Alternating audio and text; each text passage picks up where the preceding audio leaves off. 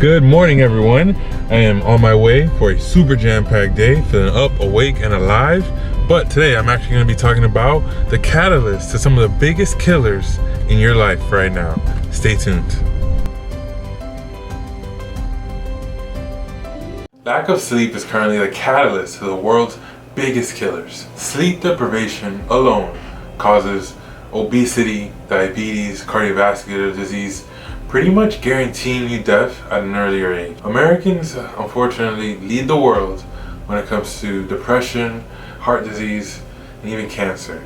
It's likely that you know someone who has suffered from each of these, and whether you yourself have been a victim or not, I'm sure you want to avoid them by any means possible. And so I'm here to tell you today that you can with just a healthy sleep schedule, and this can easily be attained with simple principles. I'm going to start off with the mental principles because much of the difficulty with sleeping is mostly a mental battle. So mentally, we want to do three things: accept, personalize, and remind. Taking time to prepare for sleep is honestly a hard pill though to swallow. We are often so tired, we assume we will just instantly fall asleep once we get in bed. And that in itself is where lies the problem. We think sleep is just a simple switch that we have full control over. But the thing is, sleep does not work that way at all, okay? You see, sleep is more like a competitive event. And those last hours right before bed, that's your time to practice.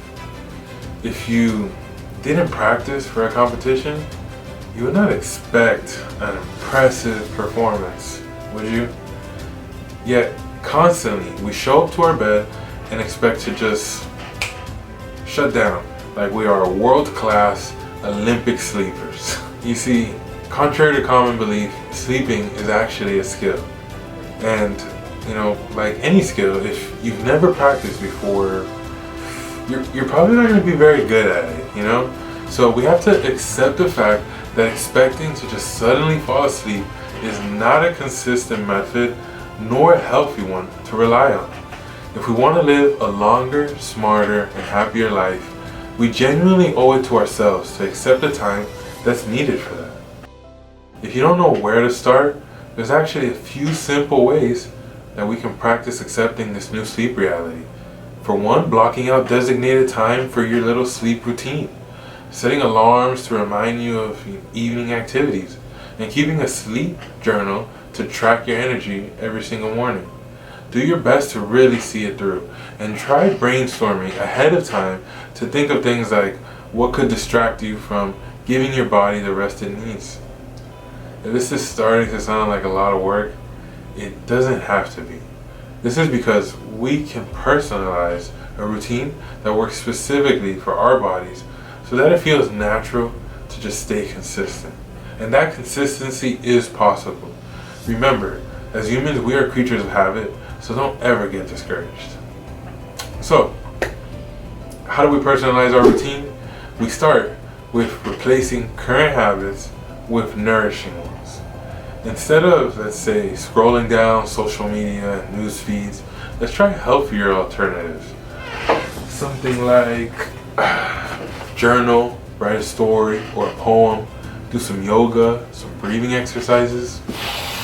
Maybe consider doing some laundry, pick some clothes for tomorrow, stretch, wash your dishes, read a book, consider meditating or taking care of your teeth, exfoliating your face. Alright, you get the point, right?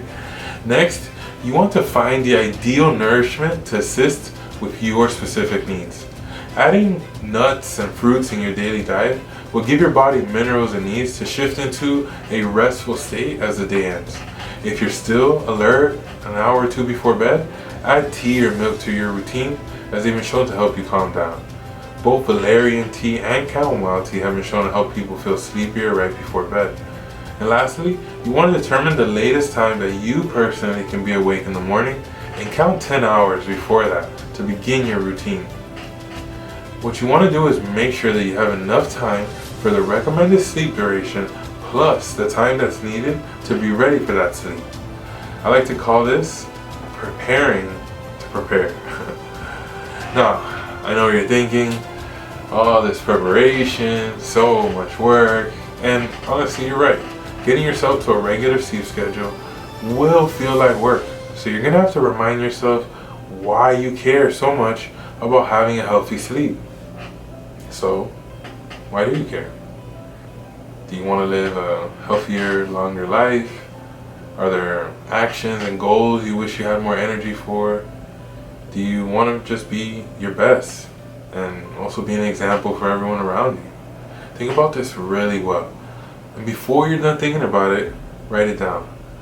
There is honestly an overwhelming amount of data behind keeping your goals top of mind and always in sight. And what better way to do that than writing them down? And if you're super serious and an overachiever, try writing them down every single day. Mentally, these are the only principles you're honestly going to need. Once you accept, personalize, and remind yourself how your actions connect to your goals, you'll be mentally unbreakable. It is these first mental principles that give you the fortitude to execute the next three effectively. So now, we will discuss the physical principles. So, physically, you want to cancel consumptions, keep it cold, and remove all resistances.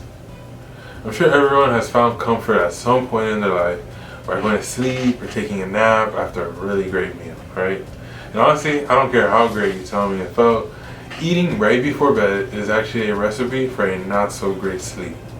You should highly consider canceling any large meal within 3 hours before bed minimum. Why, you might ask? You know, it's really difficult for your body to digest hundreds of calories while also trying to do its routine restoration. You want to digest all the food in your stomach before bed so your body can just shut down completely and not even have to worry about digestion, focus strictly on restoring. But food is not only consumption that jeopardizes your sleep, honestly.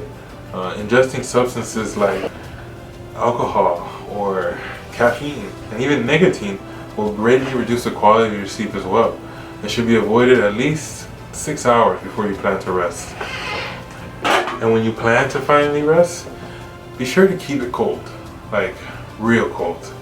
The studies all say anywhere between 60 and 67 degrees is the ideal temperature for a deep sleep. Why so cold? It's actually your body's instinct to just lower its temperature when it's ready for bed. This stimulates melatonin production, a hormone responsible for regulating your natural sleep schedule. Personally, I see best results around 62 degrees, so start being more mindful of your temperature to see what special number makes the most melatonin for you. Because that old song, more melatonin, more sleep, is actually true. So you're going to want to write these down as well. Alright, so you're keeping it cold and you canceled all consumptions. But what can stop you now from a longer, smarter, and happier sleep? The answer is you and your tendency to resist. We all have a tendency to resist sleep one way or another, whether it's consciously or unconsciously. An unconscious way many people resist sleep is through light. Have you ever been asleep and even though your eyes are closed, somehow you're awoken by either someone or something having a light turned on? Nothing tells the brain to stay alert like light does, because your body literally thinks every light is the sun. You want to make a habit of cutting off every single light as early as possible to begin the early production of melatonin in your body. I seriously cannot stress this enough. Any tiny little speck of light will dramatically decrease the quality of your sleep. If you're serious about sleep, you should even highly consider wearing a sleeping mask. To me, it's honestly given me tremendous results. Next, the most common resistance is tied to the worst lights of them all. I'm talking about technology. This obviously includes laptops, tablets, smartphones, Kindles, and the list goes on. Any object that emits light, period, even at warm temperatures, is a massive threat to your ability to fall asleep. These electronics have a high potential to not only keep our brain stimulated, trigger unwanted emotions, but also increase the likelihood of just procrastinating on our much needed sleep. You need to resist technology before bed. I know this is a tough one for a lot of people. But honestly, that basically sums it up. It's these physical principles coupled with the mental principles that will guarantee you a whole new experience in the way you go to sleep and wake up. As a final review, mentally, we'll be accepting our sleep needs, personalizing our routine, and just reminding ourselves why we care so much about having a healthy sleep. Once that's out the way and locked down, physically, we'll end up canceling consumptions of food and substances, keeping it cold in our bedroom, and removing all items in our vicinity that might have us resisting us from our sleep goal. Putting these principles into practice will guarantee you from never experiencing another sleepless night again, so you can live longer, smarter, and happier. Before you go, honestly, I would greatly appreciate that you click the subscribe button, and if you found this information valuable, please comment below, give me any feedback or questions that you also may have. Thank you again for your time, and I honestly look forward to hearing from you and seeing you on my next video.